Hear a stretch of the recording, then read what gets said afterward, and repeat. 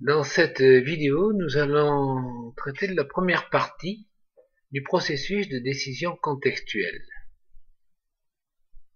Nous allons d'abord réfléchir un peu à notre représentation mentale concernant l'organisation d'une analyse d'un point de vue à partir de logique triangulaire, de logique en 3 points, 3 regards, 3 dimensions.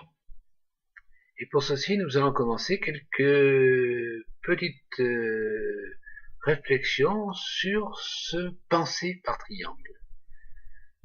Premier exemple, dans la religion chrétienne, nous avons la Trinité, Dieu, le Saint-Esprit, puis Jésus-Christ. Jésus-Christ qui assure le lien entre la notion de Dieu pour un non-croyant et la notion de réalité du terrain, d'incarnation. Je parle évidemment en tant que non-croyant, donc dans ma représentation de ce que peut être cette Trinité. Pour les bouddhistes, là, il y a une autre Trinité qui est celle de la vacuité, de l'impermanence et de la souffrance. La souffrance, c'est le réel. La vacuité, pour un chrétien, c'est souvent compris comme le vide, l'absence. Alors qu'on pourrait aussi imaginer que la vacuité, ce soit le trop-plein, c'est-à-dire le fait de pouvoir faire le vide dans sa pensée permet de prendre en compte l'ensemble des relations qui constituent le monde, l'univers et notre spécificité d'individu. L'impermanence caractérise le niveau de l'énergie, comme le Saint-Esprit sans doute. Et puis donc la souffrance, comme dans le cas chrétien du Christ, c'est la relation au réel. Dans le monde de la psychanalyse, eh bien, on a aussi un triangle qui est le symbole, le symbolisme, l'imaginaire et puis la réalité qu'on peut aussi associer à la virtualité, nouvelle réalité augmentée. L'imaginaire, c'est l'énergie, le symbole, c'est ce qui donne le sens. Et nous arrivons à une forme, disons plus générique, qui est le rapport entre le sens, l'énergie et la forme. La façon dont le sens et l'énergie s'incarnent dans la forme. Alors d'une manière pratique, le sens, ça peut être le but, l'énergie, ça va être le moyen, comment on va atteindre le but, et puis la forme, ça va être la description à la fois de ce but et de cette énergie, de ce comment. On voit dans ces quelques exemples le côté récurrent, transversal, ou je dirais systémique de la pensée par triangle.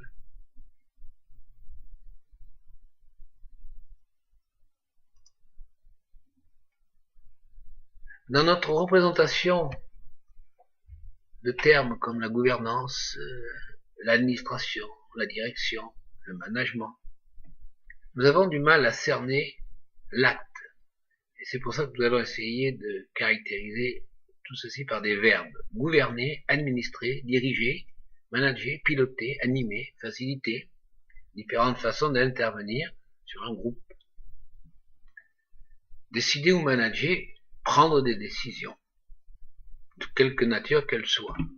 Alors on peut avoir un premier triangle qui peut nous représenter différentes façons de réfléchir sur la question du management ou de la gouvernance. Il y a la notion du statut. Un élu, un dirigeant, un chef, une personne autonome, un électron libre ou un subordonné ont des statuts différents. Un manager, par exemple, c'est un chef d'équipe, mais c'est aussi un subordonné de son propre chef. Un chef de service va être subordonné à un directeur. Donc, le statut, en France, a une très grande importance. Ensuite, il y a le verbe décider, qui que ce soit, élu, dirigeant, chef, autonome, libre ou subordonné, prend des décisions. Des micro-décisions, des grosses décisions, des décisions importantes avec plus ou moins d'enjeux. Mais chacun décide. Et nous allons regarder l'acte de décider à travers un processus qui se compose, par exemple, en 5 étapes. Collecter les informations qui vont conduire à prendre une décision, évaluer les facteurs de risque, les enjeux, décider de l'action, communiquer cette décision, puis surveiller si la décision agit va être pertinente, est toujours pertinente, ou est-ce que les actions décidées ne vont pas conduire au résultat, ou alors, le contexte ayant changé, la décision prise il y a un certain temps n'est plus valable. Et puis en fait, le troisième pôle, c'est la question du pouvoir, qui est beaucoup plus lié à la dimension affective, émotionnelle. Il y a des dominants qui décident, qui aiment décider. Il y a des dominants dominés qui sont entre deux, qui aiment déployer une décision, mais qui n'aiment pas prendre la décision. Et puis il y a des dominés qui subissent. Grosso modo, on peut dire que il y a 60% de personnes qui aiment être dirigées, qui n'aiment pas prendre la posture de dirigeant. Je dis aiment être dirigés par défaut, c'est-à-dire qu'ils n'aiment pas diriger, donc ils sont conduits à subir. Des dominants dominés, il y en a beaucoup, 30%. Des dominants dirigeants réellement, c'est-à-dire ceux qui s'engagent, bien il y en a très peu, 10%. Bon, c'est un ordre d'idées.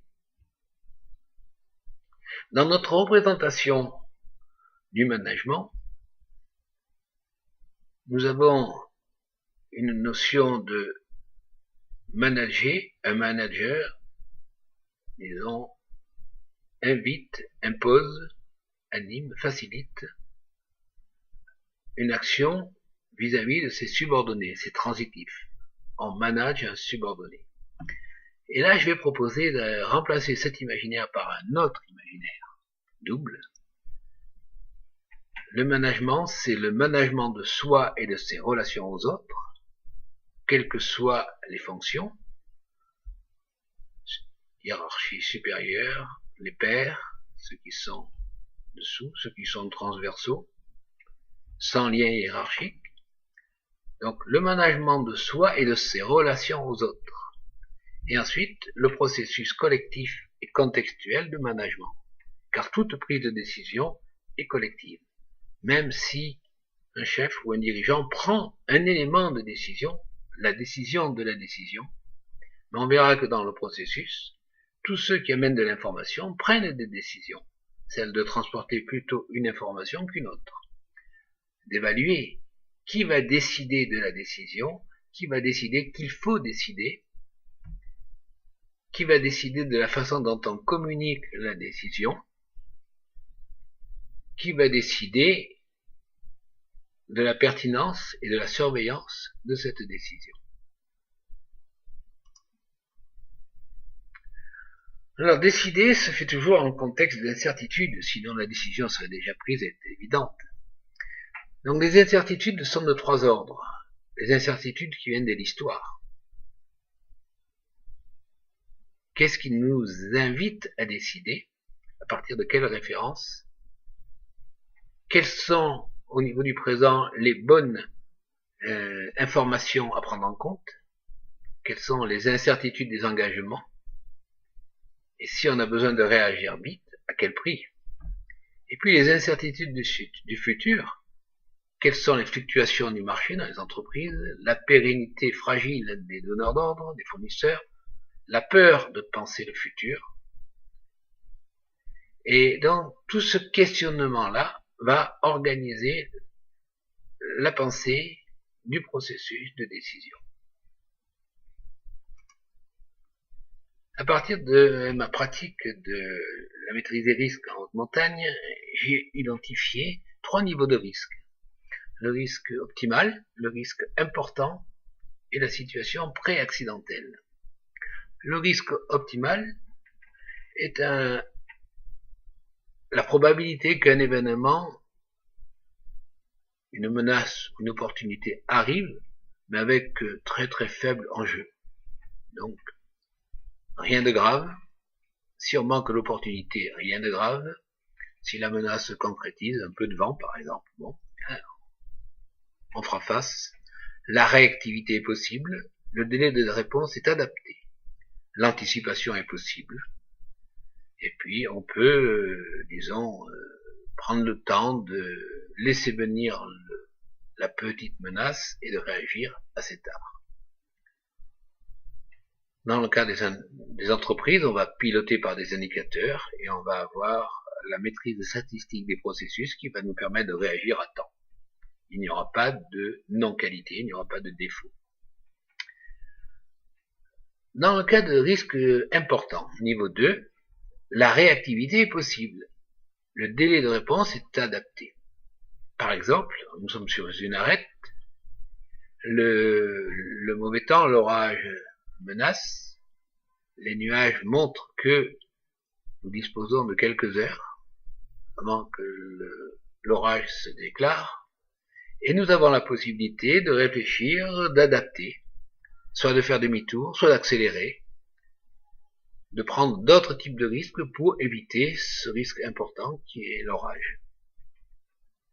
Donc l'anticipation est possible.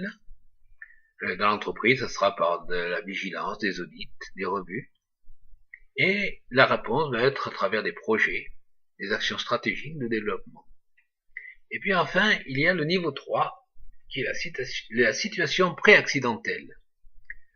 La situation pré-accidentelle, c'est-à-dire que le risque, il est avéré. Nous sommes dans les conditions orageuses. La foudre peut tomber d'un moment à l'autre. Et notre réponse va être tout à fait différente d'un risque important. Nous n'avons plus la possibilité d'anticiper. Nous sommes dans la difficulté, dans la menace. Et les réponses apportées vont être complètement différentes. Il ne s'agira plus de courir pour prendre d'autres risques et éviter d'arriver par exemple au sommet au moment où l'orage se présente. On y est. Donc il va falloir au contraire ralentir, éventuellement s'arrêter, s'éloigner de l'arête, s'encorder pour ne pas être et s'assurer, prendre le temps de s'assurer pour ne pas être victime d'un jet, de flux de courant qui nous déstabilise et qui qui crée une chute. L'anticipation possible, c'est se préparer à vivre des situations de ce type sans paniquer. Par contre, quand on est en situation pré-accidentelle, nous avons un autre type de risque qui peut se présenter, c'est le suraccident. C'est aggraver la situation. La gestion de crise, les actions stratégiques de survie sont à mettre en œuvre. Et quand on regarde ces trois niveaux de risque, eh bien, le type de management, de prise de décision, ne relève pas du tout des mêmes techniques, des mêmes méthodes. Il va falloir adapter le processus de décision au contexte de risque, de niveau de risque.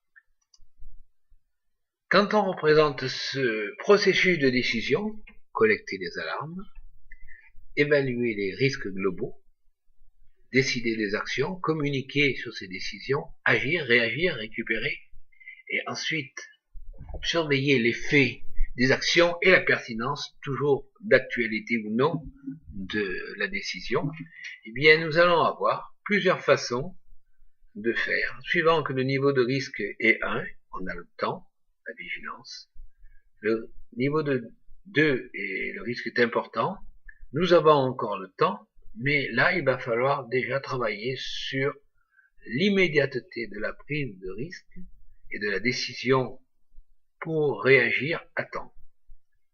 En cas de crise de niveau 3, eh bien il va falloir surtout évacuer le risque de suraccident face à la menace qui peut déjà nous perturber grandement ou nous mettre en danger. Donc les modalités, les techniques, les outils pour décider en fonction du contexte sont à élaborer collectivement. Par exemple, dans le cadre d'un niveau 1, on a le temps de construire la méthodologie de ce processus.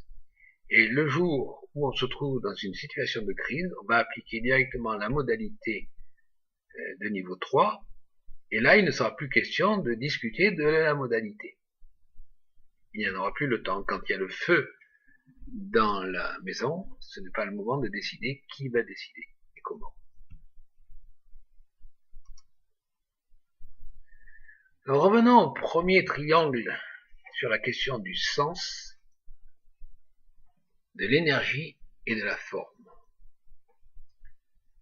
Alors nous allons creuser ce triangle en développant la notion du sens et de l'énergie, puis de la forme. Pour construire du sens, donner du sens à quelque chose qui a été vécu, ou pour orienter notre façon de vivre, nos actions, nous sommes pris entre deux pôles, qui est la situation aujourd'hui, les enjeux auxquels nous avons à faire face, la situation, le diagnostic, l'analyse du pourquoi nous avons à prendre une décision, à engager des actions. Et puis, à l'autre bout, il y a le but, il y a la vision, là où on veut aller. C'est la cible. Et entre les deux, on va trouver l'objectif. L'objectif, c'est ce qu'on va essayer d'atteindre pour pouvoir aller vers le but et la vision. L'objectif est donc un moyen intermédiaire qui va nous conduire pas à pas à la vision, au but, à la cible. Donc, il va y avoir une succession d'objectifs qui, pas à pas, vont nous conduire. La question maintenant se pose de savoir comment on va atteindre un objectif intermédiaire. Et là, on va se tourner vers le questionnement du comment. Alors, comment? Eh bien, on va essayer d'identifier les freins à l'atteinte d'un objectif et de trouver des solutions qui vont permettre, progressivement, par la décision de mise en œuvre de ces solutions, de tendre vers l'objectif. Et si l'objectif est atteint, on pourra engager une nouvelle démarche d'analyse et de construction d'un projet suivant. La question du sens est itérative. Le but répond à la question, donc, pour quel but? Mais une fois qu'on a le but, ce but peut être lui aussi vécu ou vu comme le moyen d'un but supérieur. Et on peut chercher à trouver le but du but, et ainsi de suite, se poser 5 fois, par exemple, la question du but.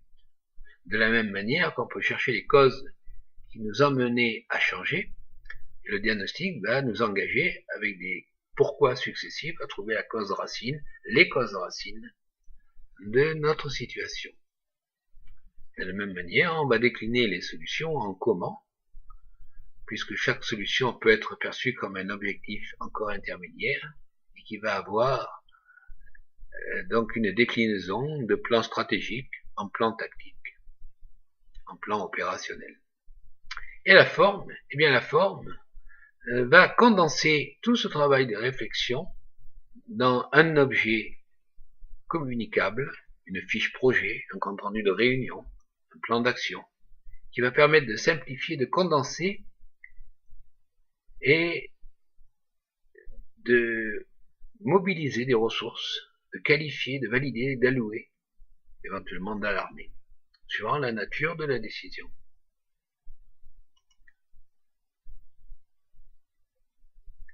Là, on va voir que le sens, l'énergie et la forme peuvent se décliner de manière fractale. Le sens peut lui aussi être construit à partir du contenu, de la méthode et de la communication du sens. Comment on va communiquer le sens? Par exemple, pour donner vie au sens, on va le mettre en récit, raconter une histoire. De la même manière, l'énergie, on va se poser la question du contenu, du comment, mais aussi avec quelle méthode on va travailler sur ce comment. pour l'élaborer. Et puis on va avoir à communiquer sur cette méthode et sur la façon dont on va travailler. Et enfin, la façon de communiquer elle-même, il y a un contenu à communiquer, il y a une méthode de communication, et donc on va éventuellement communiquer sur la méthode de communication à mettre en œuvre, le format d'une fiche projet, le format d'un compte rendu, etc.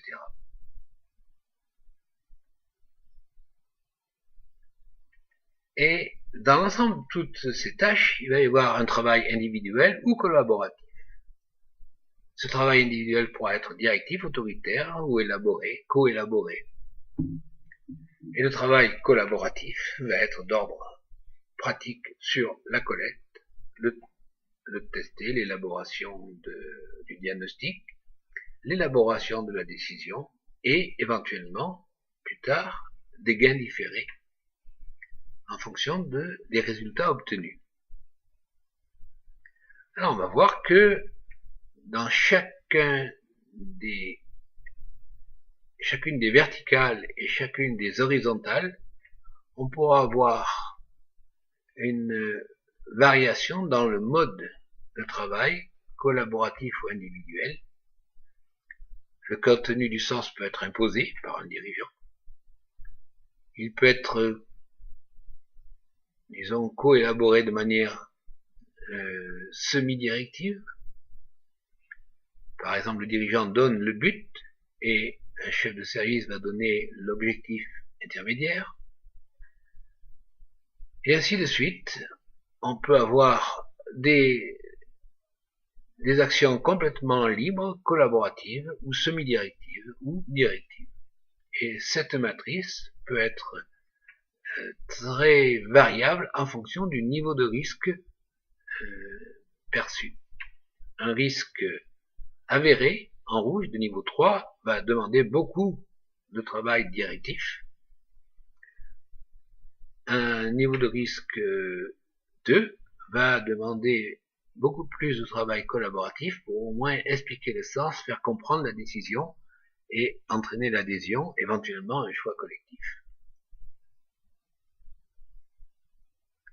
Alors, le management contextuel peut se représenter dans une vision tripolaire, management de régulation, par exemple au niveau d'une équipe, au niveau d'une municipalité, au niveau d'un pays, qui fait partie, ou d'un projet, qui fait partie ou qui ne fait pas partie de l'entité, quelles sont les règles de management, quels sont nos systèmes de valeurs, et tout ceci on a le temps de le décider. Il y a les stratégies de crise, de management directif en général, risque de niveau 3, et puis les managements de type participatif pour les risques de niveau 2, stratégie de développement. Donc 3 sphères qui sont bien entendu en interaction et qui vont se décliner à une sphère de rang inférieur sur le plan hiérarchique dans une entreprise ou dans une gouvernance. Eh bien, ça peut être le niveau national qui va le décliner dans une certaine action au niveau régional ou au niveau municipal. Donc, une représentation fractale qui fait que, à chaque niveau d'organisation, finalement, nous avons toujours les 3 mêmes pôles de régulation, de management directif et de management participatif. Alors, ces 3 pôles, au moment où j'ai élaboré cette représentation, j'étais dans des représentations quadripolaires, comme vous voyez ici, mais où le 4e pôle était un pôle de condensation d'une complexité à un niveau hiérarchique inférieur qui restait exactement de la même forme.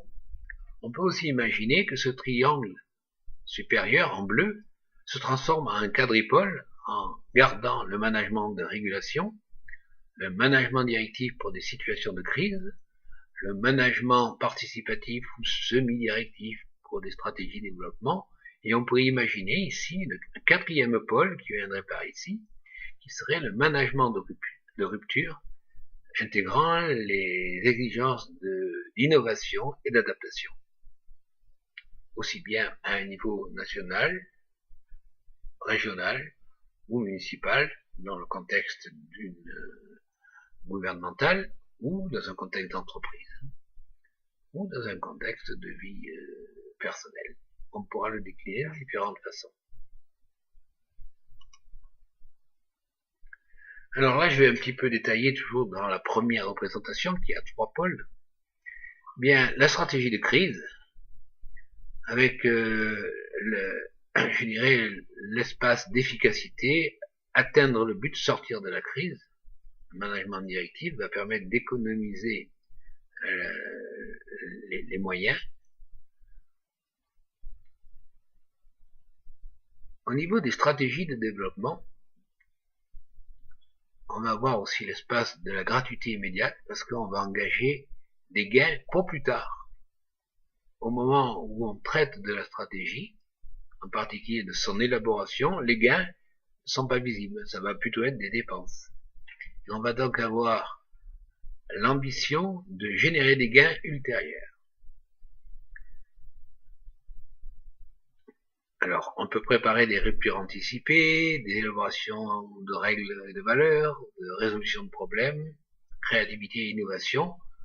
À l'époque, j'avais rassemblé tout ceci dans un seul pôle. Au niveau gouvernemental, par exemple, on peut avoir du semi-directif, un mode de management qui se rapproche de la sociocratie, qui respecte le principe de la hiérarchie, mais en doublant les responsables, un responsable étant nommé par le haut et un autre responsable étant élu par l'équipe, ou alors encore d'autres modes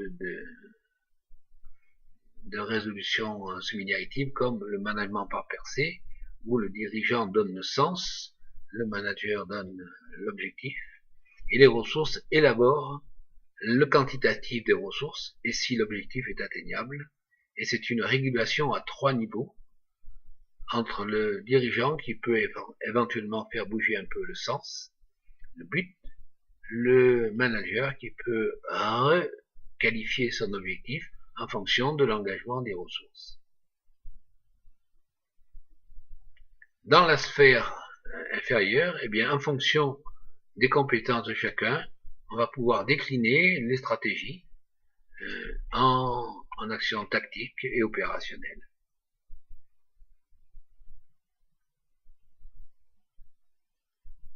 Donc, pour résumer, le management hiérarchique ou légal, charte, règles, médiation, objectivité, du management de régulation, le management directif ici, pour les crises, et le management participatif, qui soit systémique, par itération, ou comme j'ai eu le cas de le mettre en œuvre, dans une approche multipolaire en spirale, qui permet, par grossissement et affinement du processus, de faire adopter à la fois les techniques de diagnostic, les techniques de gestion de projet, la qualification des ressources et l'environnement écologique du projet que l'on met en œuvre.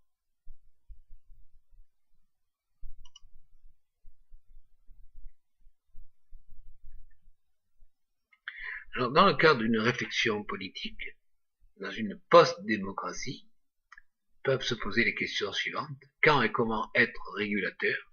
Quand et comment être directif? Quand et comment être participatif? Et je rajouterai maintenant quand et comment être adaptatif et innovateur. Et dans le management de soi, eh bien, quand être participatif, c'est-à-dire logique, organisé, réfléchi, prendre le temps et en conscience. Quand être directif, intuitif, rapide. Comment être souple et contextuel. Comment s'adapter. Alors voici un petit diagramme qui permet de se positionner sur 4 pôles. On peut être rationnel, conceptuel, intuitif, spontané, organisé, pragmatique, émotionnel, où on va jouer sur l'empathie.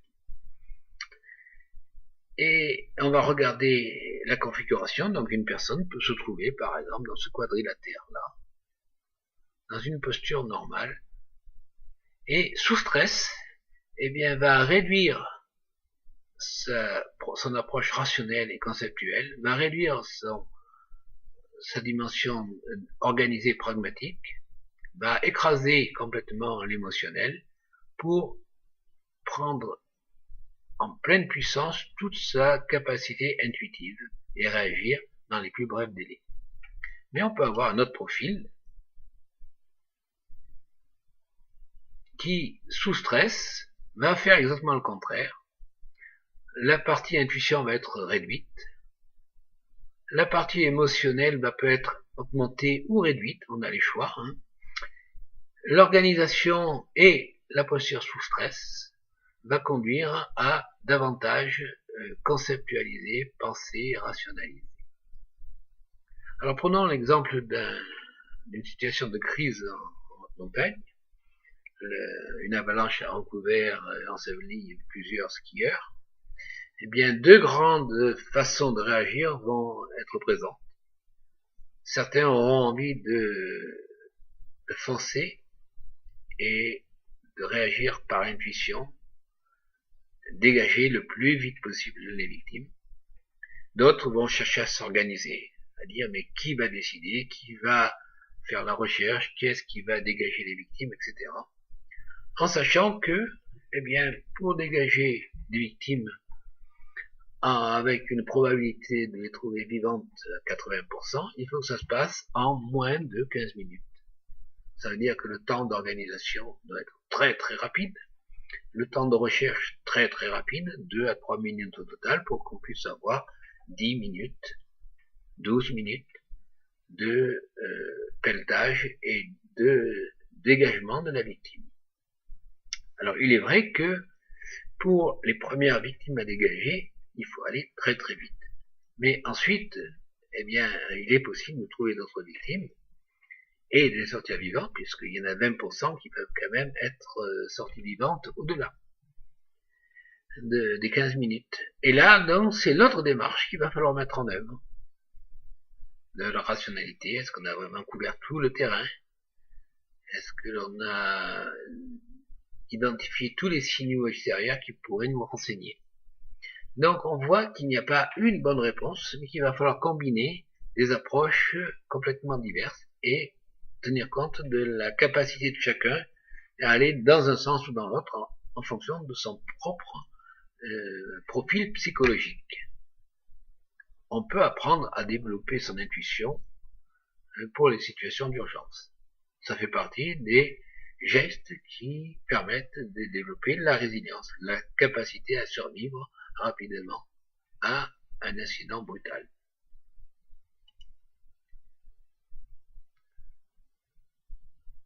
Comment condenser l'information pour devenir plus agile et plus intuitif?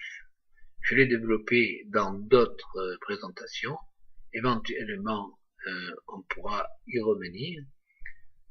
Je dirais que la pensée scientifique permet de simplifier nos représentations du monde, mais en se spécialisant. Dans un contexte d'incertitude, on doit au contraire avoir une vision globale de tous les enjeux et en particulier des suraccidents. Et donc il va falloir se conditionner à garder la disponibilité à élaborer de manière intuitive des représentations mentales et des actions intégratives, donc, qui sont le fruit de la maturation de notre expérience passée, c'est-à-dire de l'enrichissement de nos expériences par le partage d'expériences, en élaborant des représentations mentales complexes, synthétiques, et notre travail de maturation nous permettra petit à petit de développer une compétence beaucoup plus agile, beaucoup plus mobilisable en urgence. Devenir alpiniste nécessite 2 à 3 ans. Devenir un skieur de randonnée en haute montagne demande un peu plus de temps, car les risques sont plus sournois, plus difficiles à percevoir.